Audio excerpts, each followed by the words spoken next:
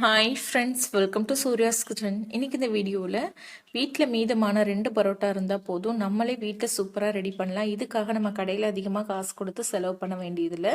So இப்போ இதை செய்கிறதுக்கு ஒரு மிக்சி ஜாரில் 2 பரோட்டாவை சேர்த்துக்கலாம். பெருசாக இருந்தால் 2 எடுத்துக்கோங்க, சின்ன பரோட்டானா ஒரு 3 வரைக்கும் எடுத்துக்கலாம். சேர்த்துட்டு இதை நம்ம நல்லா அரைச்சி எடுத்துக்கலாங்க.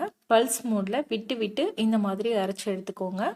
ஸோ அரைச்சதுக்கு அப்புறமா உங்களுக்கு இந்த மாதிரி நல்ல பொடி பொடியாக நல்லா உதிரி உதிரியாக கிடைக்கும். ஸோ இப்போ இது இருக்கட்டும்.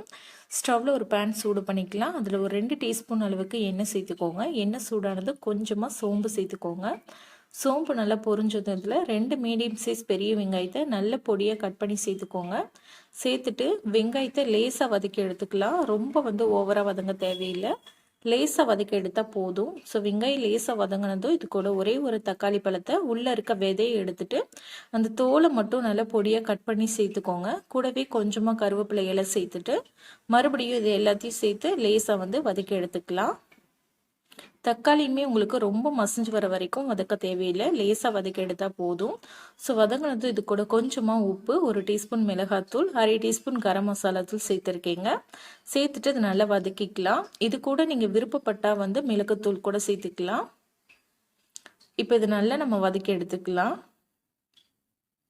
ஸோ இப்போ இது கூட நம்ம அரைச்சி வச்சுருக்க பரோட்டாவை சேர்த்துடலாங்க. சேர்த்துட்டு இந்த தக்காளி வெங்காயத்தோடு சேர்த்து நல்லா கிளறி எடுத்துக்கலாம். இது கூட இன்னும் நல்லா உங்களுக்கு வாசனையாக வேணும் அப்படின்னா வெங்காயம் வதக்கும் போதே கொஞ்சமாக நீங்கள் இஞ்சி பூண்டு கூட சேர்த்து வதக்கிக்கலாங்க. ஸோ பரோட்டாவை நல்லா கிளறி எடுத்ததும் லைட்டாக இந்த மாதிரி ஒரு ஓரமாக தள்ளிட்டு இப்போ இதில் நம்ம ஒரு 2 முட்டையை நம்ம உடச்சி சேர்த்துக்கலாம். 2 அல்லது 3 முட்டை வரைக்கும் கூட நீங்கள் சேர்த்துக்கலாம்.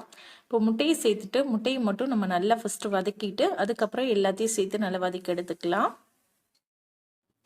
ஸோ முட்டை லேசாக பொரிஞ்சு வந்ததும் எல்லாத்தையும் சேர்த்து நல்லா கிளறி எடுத்துக்கலாம். ஸோ இப்போ இது எல்லாத்தையும் சேர்த்துட்டு நம்ம நல்லா கிளறி எடுத்துக்கலாங்க. காரம் இதுக்கு உங்களுக்கு எந்த அளவுக்கு காரம் தேவையோ அந்த அளவுக்கு நீங்கள் காரம் சேர்த்துக்கலாம். ஸோ இப்போ பரோட்டாவை நல்லா கிளறி எடுத்துக்கலாங்க. ஸோ இது நல்லா கிளறினதுக்கு அப்புறமா இப்போ இது கூட ஒரு 2 கரண்டி அளவுக்கு குருமா சேர்த்துக்கலாம்.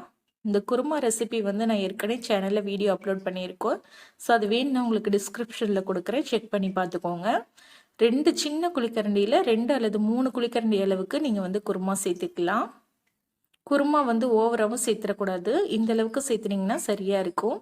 ஸோ குருமாவில் பரோட்டாலாம் நல்லா உங்களுக்கு சாஃப்ட் ஆயிரும். நம்ம கடையில் எப்படி வாங்கி சாப்பிடுவோமோ அதே மாதிரி டேஸ்ட்டில் இருக்கும். ஸோ கண்டிப்பாக இதை ஒரு தடவை ட்ரை பண்ணி பாருங்கள். ஸோ இப்போ இது எல்லாத்தையும் சேர்த்து நல்லா கிளறி எடுத்துடலாங்க. கிளறி எடுத்ததுக்கப்புறமா ஸ்டவ் நீங்கள் ஆஃப் பண்ணிக்கலாம். இப்போ அவ்வளோதான், நம்மளோட சூப்பரான முட்டை கொத்து பரோட்டா ரெடி ஆயிருச்சு. இதே மாதிரியே நீங்களும் வீட்டில் ட்ரை பண்ணி பாருங்கள். இப்போ இது நல்லா சுட சுட சர்வ் பண்ணிடலாம். இந்த மாதிரி நல்லா சூடாக சர்வ் பண்ணிங்கன்னா நம்ம கடையில் எப்படி வாங்கி சாப்பிடுவோமோ அதே மாதிரி டேஸ்ட்லேயே இருக்கும். ஸோ கண்டிப்பாக ட்ரை பண்ணி பாருங்கள் ஃப்ரெண்ட்ஸ். ட்ரை பண்ணி பார்த்துட்டு எப்படி வந்ததுங்கிறத மறக்காமல் என்னோட ஷேர் பண்ணிக்கோங்க. தேங்க்யூ ஃப்ரெண்ட்ஸ், பாய்.